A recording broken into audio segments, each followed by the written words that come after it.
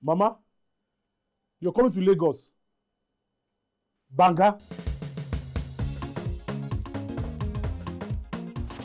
Baby, Mama just called me now. She's coming to see you.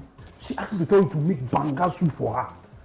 And she's close to the house. Oh. How do you expect me to prepare banga in just few minutes? I have a solution for you. Really?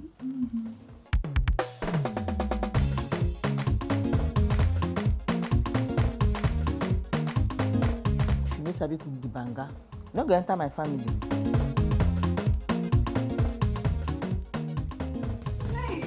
Pali banga is used in making other exotic dishes such as banga jollof rice, banga eforiro, banga asaro or yam porridge, banga egusi, and many more. Pali banga is easy to open, no preservatives, no cholesterol, and no coloring. Approved by NAFDAC. Manufactured by Pali Agro Products Limited. Available in all leading stores and supermarkets nationwide. Pali banga, natural palm fruit extracts for tasty African. Hi everyone, my name is Chinwe Ebili. I'm here to introduce to you a very nutritious food produced and packaged by Pali Agro Products Limited. For this reason, the market has increased in stock. What are we talking about? True unripe plantain flour. It contains iron, fiber, vitamin B6, which helps your digestive system. Take a close look through unripe plantain flour because it is satisfying, unique, and good for the red blood cell. It reduces risk of diabetes and excellent for production. Hurry now while the stock lasts. True unripe plantain flour is available in all leading stores nationwide. Produced and packaged by Pali Agro Products Limited, Ashikpa Village in Ogun State. True unripe plantain flour, superfood for healthy living.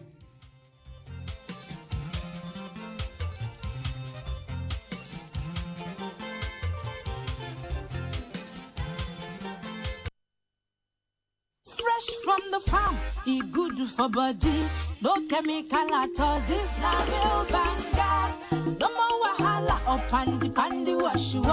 Just put on for fire and your food done ready. Everybody follow me chop banga, hey banga, oh. Make you follow me chop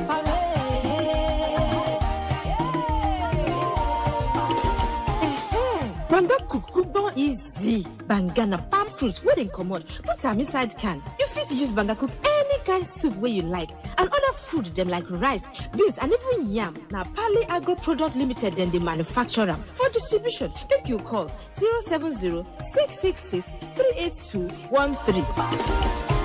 Banga for make your food yummy.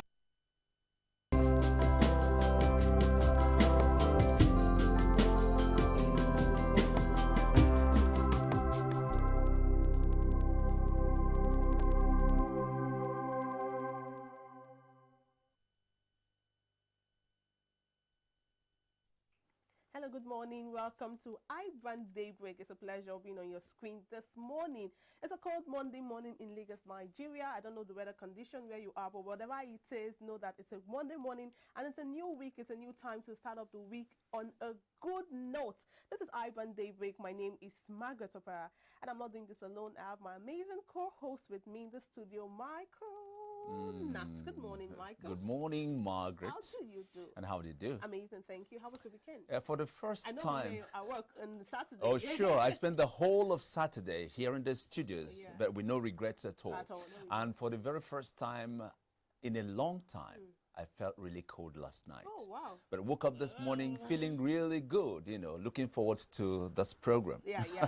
It's good to be here. And on the show today, like I say all the time, it's going to be a roller coaster of interesting events. And Michael, not oh, sure, you're right. And this is the way we go. We have news updates, newspaper review, Tweets Central. We also have interesting topics to discuss. You're going to be part of it all once you stay with us. And Sports Review comes on with Jidechi Chidieze. and lots more. You won't want to miss a bit of all these goodies we have on the package for you today. Right now, we are kicking off with the news update. The Federal Road Safety Corps has confirmed that 12 corpses have been recovered from the scene of the tanker explosion that rocked Oshibudu community in the Agatu local government area of Benue State on Sunday. Now, the sector commander, FRSC Yakubu Mohammed, who gave the figure, added that the casualty number might increase because many people were caught up in the explosion. He said, I quote, the corpses of 8 males, 3 females, and 1 male child were recovered. The number may be more because some houses were gutted by fire and there were people inside. End of quote. Earlier, an eyewitness disclosed that a full loaded tanker conveying fuel fell at the Oshibudu Obagaji local junction, and the content poured and flowed to a filling station in the Oweto area and caught fire. The eyewitnesses explained that the incident, which happened in the afternoon, destroyed major parts of the Oshibudu community. And sad story there, Michael. Now, the Progressive Governors Forum has debunked claims by Governor Godwin Obaseki of Edo State that the federal government printed between 50 billion to 60 billion naira to bridge the shortfall in the distribution of federation revenues to the 3 tiers of government in March 2021. The forum, in a statement released to newsmen by its chairman, Governor Atiku Bagudu of Kebbi State, said at first the impression it got was that it was an off-the-cuff remark made in a private meeting, but it is, however, shocked to see yet another response from him to the rebuttal by the finance minister insisting that the March 2021 FAAC was augmented via the printing of money. Now, PDP Governors Forum is alarmed by the dimension of patriotic advice to the federal government by Governor Godwin Obaseki on its monetary policies was assumed.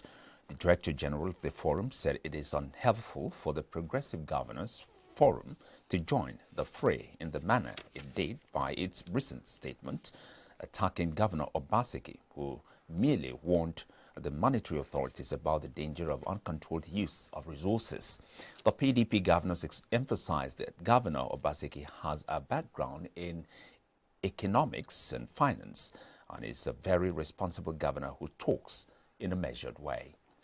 And also, a faction of the People's Democratic Party has suspended the former Kano State Governor, Senator Rabiu Kwakwanso, over the crisis that erupted at the Northwest Zonal Congress in Kaduna last week. Kwakwanso's suspension was contained in a query later signed by Secretary H.A. Sanyawa to the former Kano Central Senator by a faction of the party.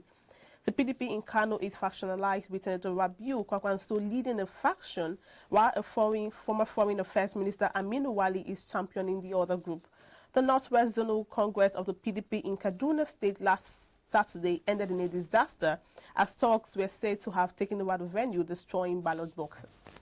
From Egypt comes the report that 97 people were injured when 4 train carriages derailed in Egypt's Kalyubia province, north of Cairo.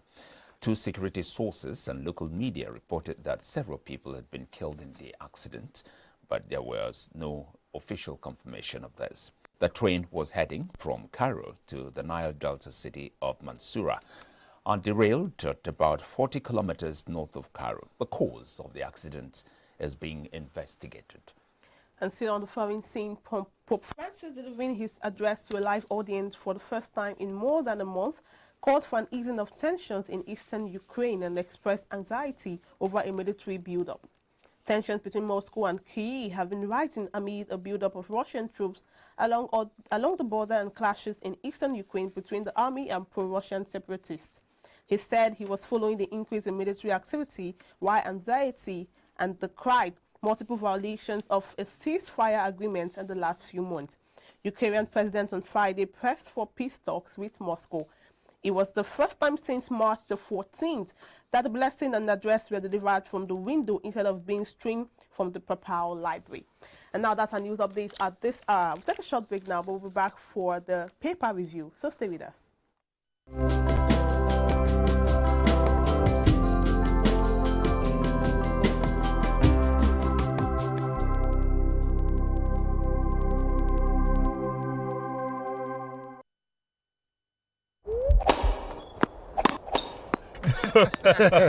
Oh boy, winning you was so easy. I just couldn't stand those your powerful shots. That's what happened. Really? Let's go to my place for dinner. This fufu is so nice. It's through unripe plantain flour. True unripe plantain flour is delicious. Yes, true unripe plantain flour is what I serve my husband for swallows. It's easy to prepare, fortified with vitamin A, low in sugar and cholesterol, rich in fiber that helps the heart, builds and strengthens the bone, and his energy level is boosted. Through unripe plantain flour, no additives, 100% natural, a product of Pali Agro Products Nigeria. Through unripe plantain flour, available in all leading stores.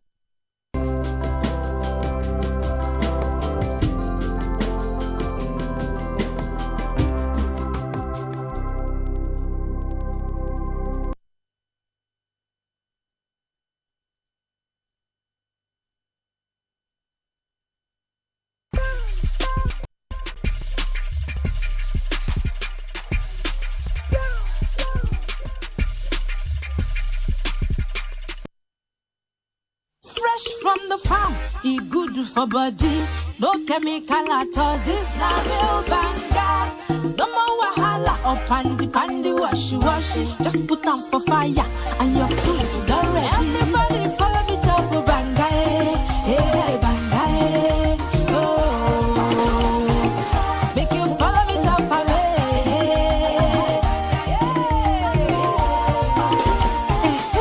Banga cook don easy. Banga na palm fruit wey dem comot, put am inside can. You fit use banga cook any kind soup wey you like, and other food dem like rice, beans and even yam. Na Pali Agro Product Limited dem dey manufacture am. For distribution, make you call 070-666-38213.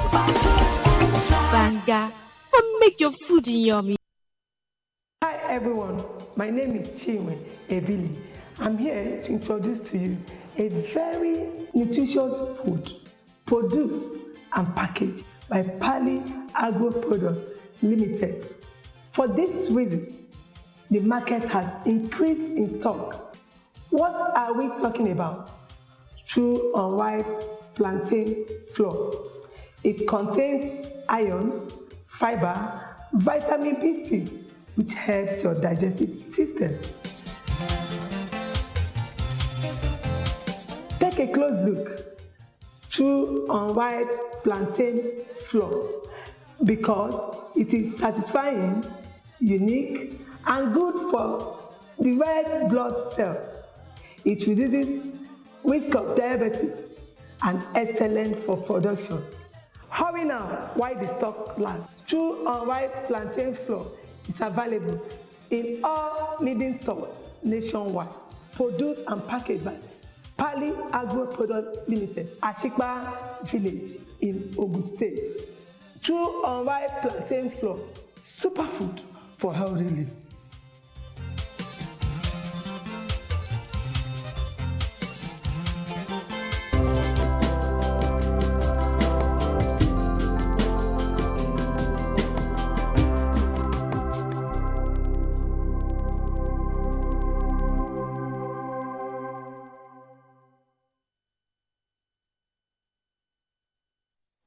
Many thanks for staying with us on iBrand Daybreak. Now it's time for the paper review. We have in the studio Adetokunbo Mumuni, Executive Director, Sarah with us in the studio. Good morning, Adetokunbo. It's a pleasure being here. Thank you for being with us in the studio this morning. You're welcome. And I will start with the Nation newspaper. The top story says $2.1 billion refund will keep states' economy coming from governor. And also Defense Minister to troops, don't be afraid of bullets. And beneath the paper says 6 die in a Kitty Court clash. Ondo to auction seize cows. The top corner says 12 die, 50 houses razed in Benue tanker fire. And disquiet in Lautech over VC sack. Workers, students confused. And also stock exchange share hits market with 50 billion naira. Business pages and 17 and 24 has the full story. And Eric Air to resume Lagos to Kano route. So those are some stories from the Nation newspaper. And that takes us to the Punch. Experts fault CBN Governor. NESG says 60 billion naira printing not sustainable. At the topmost portion of the paper, we have federal government recorded 485.51 billion naira fiscal deficit in January. This coming from the CBN. Military to embark on massive recruitment, says Minister. Pro-Taliban comments, sack Pantami, now PDP CSOs tell Buhari. NDLEA seizes 834 kilograms of drugs. Traffickers excrete 191 wraps of cocaine. Insurance didn't cover Lagos buses burnt during EndSARS. This is coming from the governor himself, Sanwo-Olu. And 23 killed as vigilantes, Fulani traders clash in Zamfara. Gunmen abduct Fulani man, demand 7 million naira in Oyo. And Amotekun arrests herders, 250 cows, over 300-hectare farm destruction. Back to you, Margaret. All right, then move to the Vanguard newspaper. Top story says APC, PDP governors at war over Obaseki's claims. They say Obaseki is wrong. APC governors insist, say his accusation unfortunate, and also urge CBN's Emefiele not to be distracted. Leave Obaseki alone. PDP governors want federal government and APC governors, and his claims can't be suspicions coming from the River State Governor Wike. And also, the paper says WIC rejects Ibragu, asks Southeast governors to fortify ESN.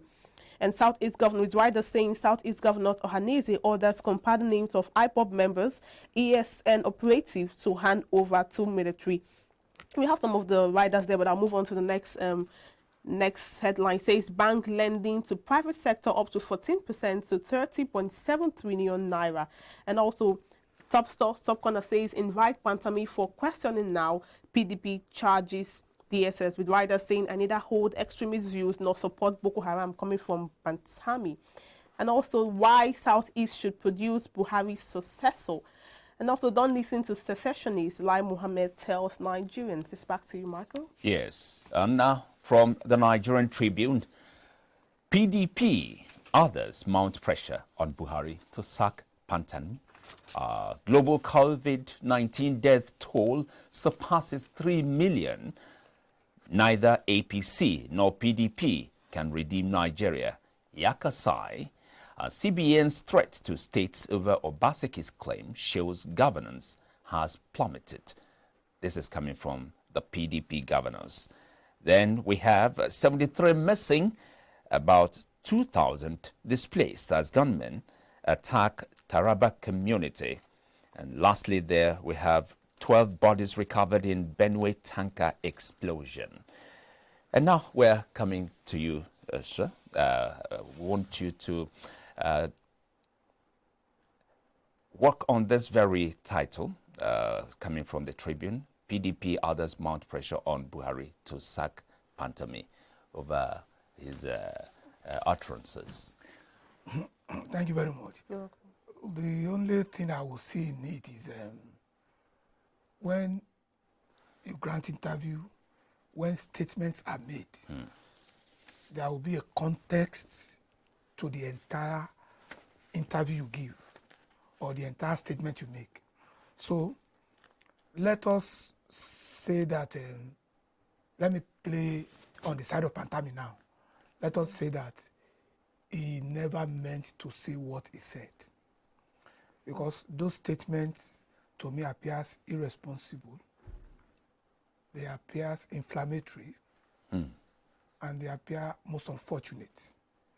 How would a minister in government and of government make such a statement? But he claimed he was younger at the point and didn't know as much as he knew now. He knows now. That's where the claim. That is no excuse. That shouldn't be an excuse. That's why he claimed. I'm talking about what he said. Yes, that's why I say if the statement is taken out of context, then we will understand. Okay.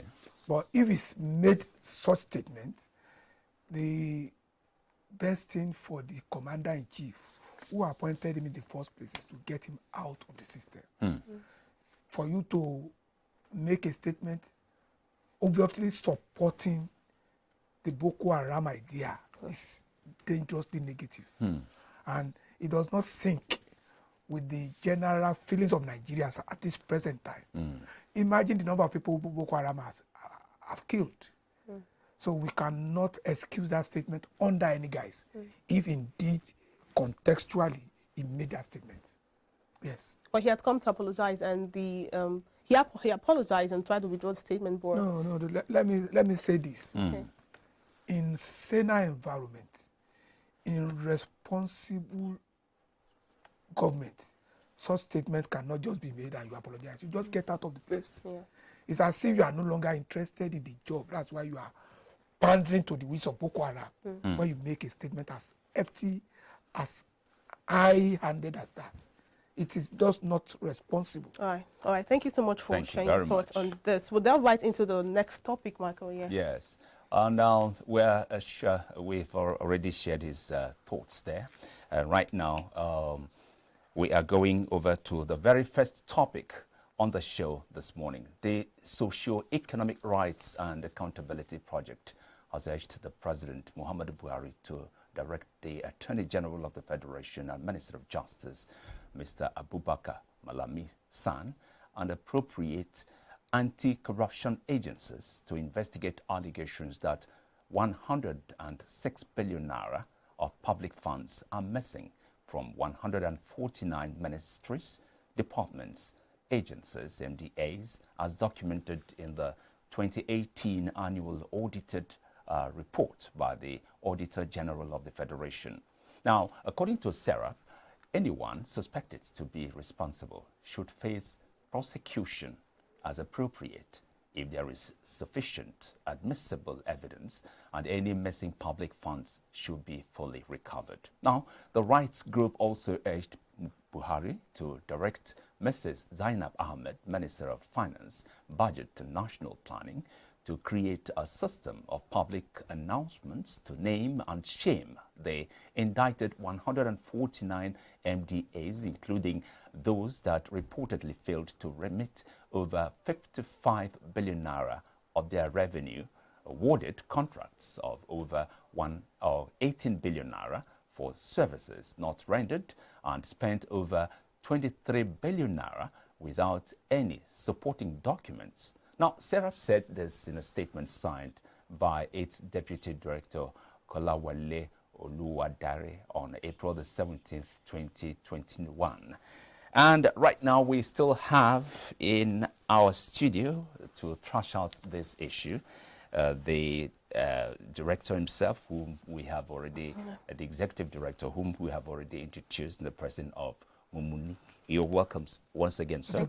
Now, SERAP is no doubt doing a fantastic job, but what bothers me now is that all this while, we know the beginning of a case when SERAP a large source of cases, but we don't know how these cases end. Yeah. Thank you very much. You see, what we do in SERAP is socio-economic rights and accountability endeavors. Okay. When matters are like that, you see, SERAP is just one organization. We would also want Nigerians, when SERAP makes, in a manner of speaking, noise about public accountability issues, Nigerians should look at it critically and also raise questions. You see, let us start from the point of view or the perspective of the report of the Accountant General first, the Auditor General first, that raised those questions. The Auditor General is not a SERAP agent. Okay. Was not appointed by SERAP. This is the official government position, the person who has the power to make examination, issue out reports. Such an organization has issued out that report. So it behoves on SERAP and Nigerians to now insist that the report of that organization must be taken to the fullest extent. Fullest extent in the sense that it has to be, once a report is out, then there are, what do you call it? Public establishment that have been established to pursue accountability issues. Money cannot just be going missing. Money cannot just be spent without due course or due recourse. So when a government agency raises us red flag, it behoves on the government of the day to look into it critically and issue out report, prosecute the prosecutables. Okay, about the accountability thing, are these agencies, are they responsive? I think that's what my colleague was trying to ask. Are they responsive? Because he mentioned that some of these cases are brought forward, but we are not so sure how it ends. So I want to know, are these agencies really responsive to this accountability we are talking about now? Good. Unless we don't want them to be responsible. When we demand that they are responsible, they will be responsible. The only thing that it takes for evil to grow and ad infinitum is for people of goodwill to keep quiet and throw their hands as if nothing has happened. You see, once we demand that this thing must be examined, it will end up being examined. You see, citizens of Nigeria cannot leave this thing to the whims and caprice of government alone. They should not also leave it to the whims and caprice of SERAP, because SERAP is just an organization. We monitor a lot of things, but when we raise issues, we want Nigerians to join us in making the noise, so to speak, so that the issues raised will see the light of the day. Now, why is SERAP so interested in these cases, not just this in isolation, and other cases? Good. You see, we say we pursue accountability, we pursue transparency. You see, we have come to a conclusion in SERAP that Nigeria, in view of the enormous resources at the disposal of the Nigerian nation, no Nigeria should sleep, go to bed hungry. We believe that Nigeria has no business with poverty. So if that is so, we have to continue to pursue these things, because if you have so much resources, then the possibility of the resources being frittered away should never arise. We have been battling this malfeasance of some sort for over a long period of time.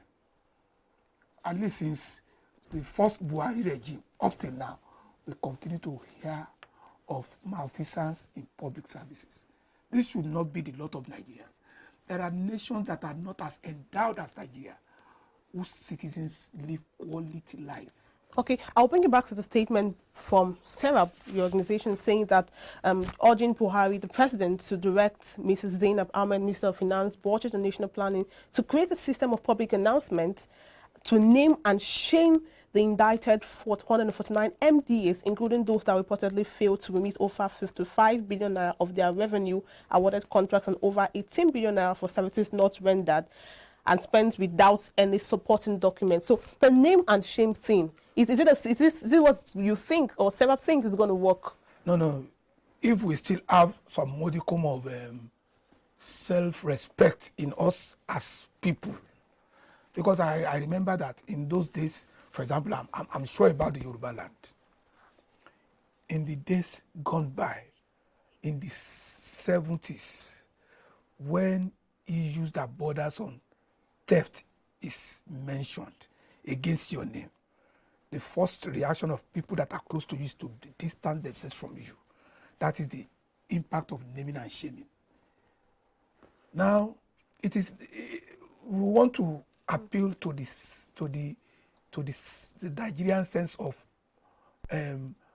moderation and propriety, so that when you are named, it will create in you a sense of shame, so that people will distance themselves from you. It is not enough that you have money. It is enough that you have money that you can defend, that you can say, this is how I acquired it. So that's the essence of naming and shaming. So, and once matters like that gets in contact with your name, it should be a bar to any subsequent public office that you hold. It's so important. We cannot continue to do things in the same slipshod manner and be expecting different results. It is a manifestation of insanity. That's madness. Yes. To do things in the same horrible manner and you expect decent results. You are not serious. Now, why hasn't the previous efforts by SERAP not yielded any fruit yet? By this I mean like jailing of corrupt government officials. Good. You see, laws exist in Nigeria.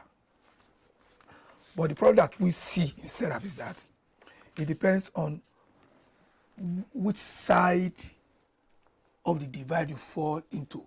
That is when the government takes the matter serious. When you have not stepped on the tails of government, when things arise and you raise issues, government will be very much interested in pursuing it to the logical conclusion.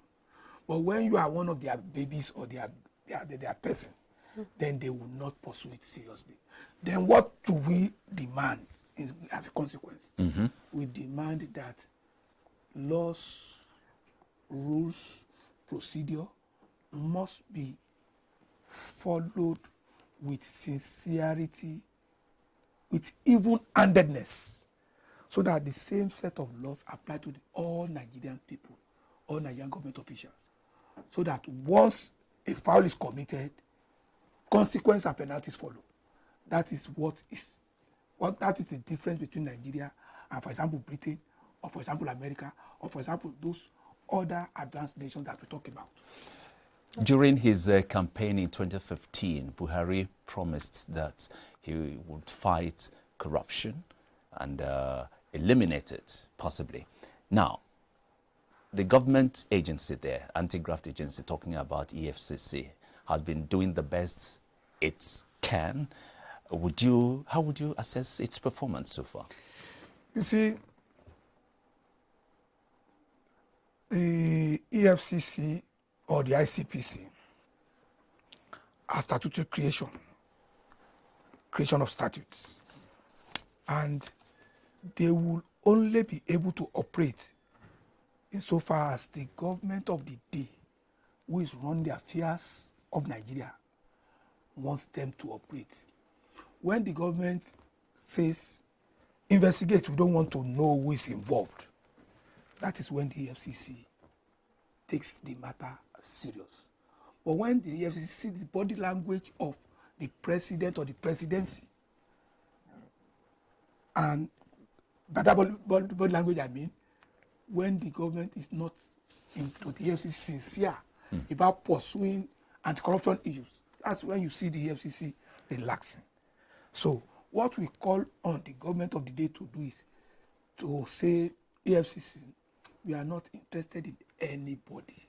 We are interested in working for the Nigerian nation. When they are giving free hand. Thank you very much. Exactly so. Okay. Exactly so. All right. So as a way of getting your final thoughts, I want to take you back to some weeks ago when SERAP sued the president when he newly went for his 2-week medical checkup, and one of the reasons was that the doctors haven't been paid and it clashed with the time he was. So I want to know, how far has that matter gone, or is it just like one of those that's just lying low already? No. You see, when matters are filed in court, there are procedure. You file it in court. It takes some time to assign it to a judge.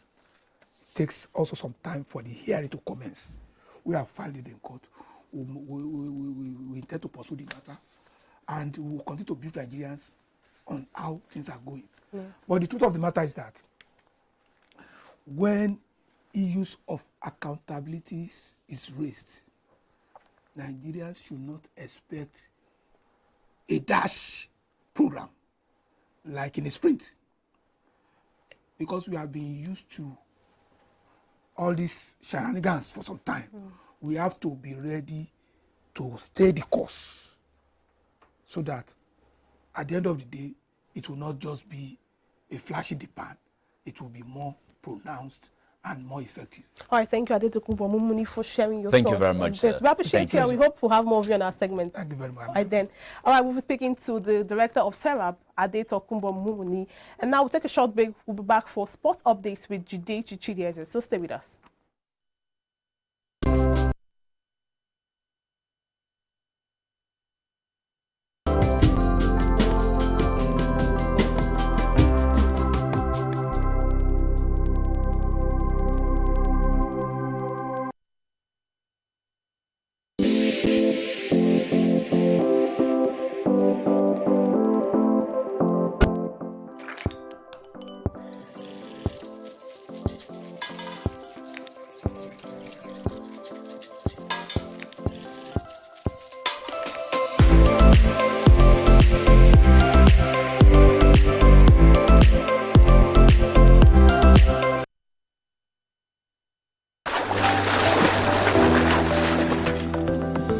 Powerful looks command respect, they say.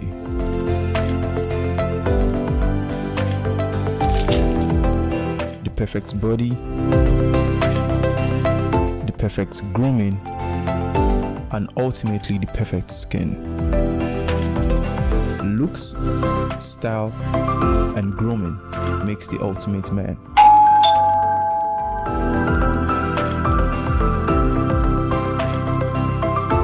Found a ridiculously easy way to make my skin always feel epic.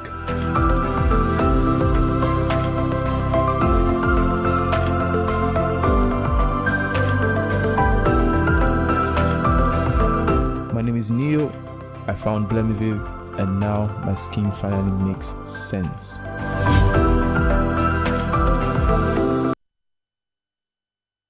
Swift Dry Cleaners Limited, professional dry cleaners, best in dry cleaning and laundry services, and meets the needs of our consumers. Yeah, Swift Dry Cleaners Limited. Swift Dry Cleaners Limited. Swift Dry Cleaners Limited. Swift Dry Cleaners Limited. Yeah, for clean wash and quick delivery. Yeah, Swift Dry Cleaners Limited. Swift Dry Cleaners Limited. Swift Dry Cleaners Limited. Swift Dry Cleaners Limited. For clean wash and quick delivery. Ooh. Swift Dry Cleaners.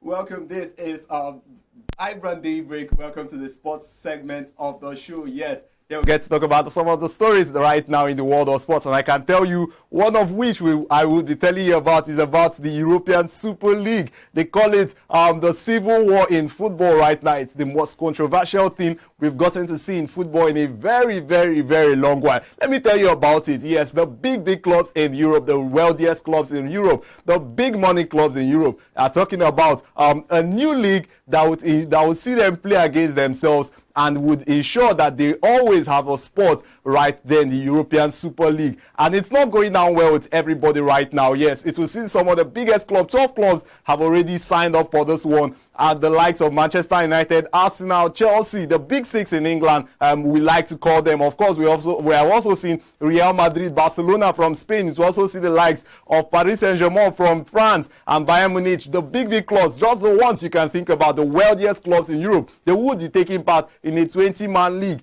And UEFA right now are not happy. FIFA is not happy. Premier League is not happy. La Liga, the leagues all across Europe, they are not happy. They are telling these clubs, if you go on with this, then you're going to risk a ban. And UEFA came out this morning to also say that every player from this big club that would be taking part in the European Super League would risk suspension from international football, which could also see suspension from the World Cup. That's what it's looking like right now in the world of football. So I can tell you right now, it's a battle between the wealthiest clubs in the world and the big organizations of football right now and the clubs. It's looking like they are really serious about going on with this, and people are pissed right now, pissed at them and saying football is for the fans. You shouldn't be doing this. Football is not about money. Football is not about making more money. It's about making the fans happy. Yes, Gary Neville, the former Manchester United captain, player, he actually said that this is just sheer greed, and he calls it preposterous, and that's what it's looking like right now in the world of football. Hopefully we get to watch on and see how this goes on. Football, I would like to end with, is for the fans. Those clubs, they should be considering the fans right now. Well, let's move on from that and talk about Senior Mankels, who scored yesterday, yes, from Leicester City. Scored and led them on to the finals of the FA Cup since 1962, the last time they were able to do such. And he set up a final for Leicester City against Chelsea. Remember, he also scored to send them to the semi-finals of that one. And yesterday he scored again. I guess that's why they call him Senior Mankels. Yes, Chelsea too are also through to the finals of that one. So we would be seeing Chelsea versus Leicester City, and hopefully Senior Mankels, Kelechi Iheanacho, can come on to do another wonderful one again. Barcelona also had a fabulous weekend, didn't they? Yes, they ended up winning this Copa del Rey, this season's Copa del Rey, and they came off tops. Lionel Messi also scoring in that one, and Barcelona fans, I must say right now, are really, really excited. Those are the big stories right now from the world of sports. It's back to you, Margaret. All right, thank you, Judeji, for that update. Congrats to Barca fans for making your fans and making Barca proud. And also, I agree with the statement you made that football is for the fans. Even though the money is important too, money is important in everything we do. What football generally is for the fans. The happiness of the fans is actually priority, even though money is also a good thing. So thank you, Judeji, for that. Now we'll delve right into the tweet central. Twitter, as usual, has been bubbling. And I would say if you don't have a very hard heart, please stay off Twitter, because you're not about to fall into depression. Michael, do you agree with me? I agree 100%. All right, now Twitter has there's a tweet here from @Dami the Temi. Says Nigerians, just because someone is unconscious at the scene of an accident does not mean the person is dead. Stop shouting God, God, or Jesus. Keep your camera away and try to get them to a hospital. You could save a life. So many unnecessary deaths. And then reactions, of course, reactions will come. And replying to that tweet, it says, and your victim, and you will get the victim to the hospital, and doctors won't be on duty and rather be on strike. Another response says, how I wish doctors attend and stabilizing to them too first before asking for money or referring them somewhere else. Maybe a lot of people would have been alive by now. And another reaction says, you get the victim to the hospital and police arrest you. Nothing seems to be working in Nigeria. If you look at that, I think it's actually a very valid point. It is. And it's a bit shameful. Yes, because it's not about saving your victim. It's about after the victim had the accident and you try to take the police, you could be apprehended for you wouldn't want to know why, what happened. Well, they have a very good reason there too, to know to identify criminals. Correct, I agree with that. Then there's an aspect of it that really caught me, and that is when an incident happens, okay, be it accident or crime, whatever. Rather than people trying to render assistance, wherever necessary, you see people busy with their phones, trying to capture whatever. This is the social media age. Yeah, there are sides to it. Like you said, the sides to the past, police apprehend you. But I'll start from there. I don't have issues with the police apprehending. I have issues when you don't try to find out. For instance, people die because someone was shot and robbed somewhere in Port Harcourt, and he was taken to the hospital. The hospital said he has to be taken to bring a police report. The police said he was a criminal. This is a guy who was actually robbed, and he died. So he was robbed, and they are assuming he's a criminal that was shot and is trying to get. So all of those things, I think they should have proper working systems where the innocent wouldn't have to die unnecessarily. And also to the part of bringing phones to take pictures. Well, it's a social media age. We can't really stop them like that. But then, no, first things first. Save lives, wherever necessary. Then whoever is going to take pictures can take that between the two of them. saving of life is do you understand? Yeah. There's no and room also for comparison there. I agree. The first Twitter user that says, no, there's no need for unnecessary tension. You know, when there is an incident and you start having so much tension, at that point you get destabilized. At times you can't control your emotions. Well, emotions are there. Some people are seeing this kind of scenes for the very first time in their lives. Yeah. All right, then I agree with you, Michael, but we have to wrap up the show now. So before we go, I'll say thank you for all you will watch. Without you, there is no iBrand Daybreak. And this is a quote from Eleanor Roosevelt. It says, "The future belongs to those who believe in the beauty of their dreams." So if you believe in the beauty of your dreams, the future sure belongs to you. So don't stop believing in the future of the beauty of your dreams. Rather, always believe in your abilities, what you can do, and also the future would belong to you. I think I'm trying to be a professional speaker here. I'm trying to tell them. Okay. All right, thank you for watching. My name is Margaret Opara. And I'm Michael Nath. Thanks for being part of it. We'll be coming back again tomorrow. In the meantime, this is wishing you a great week ahead.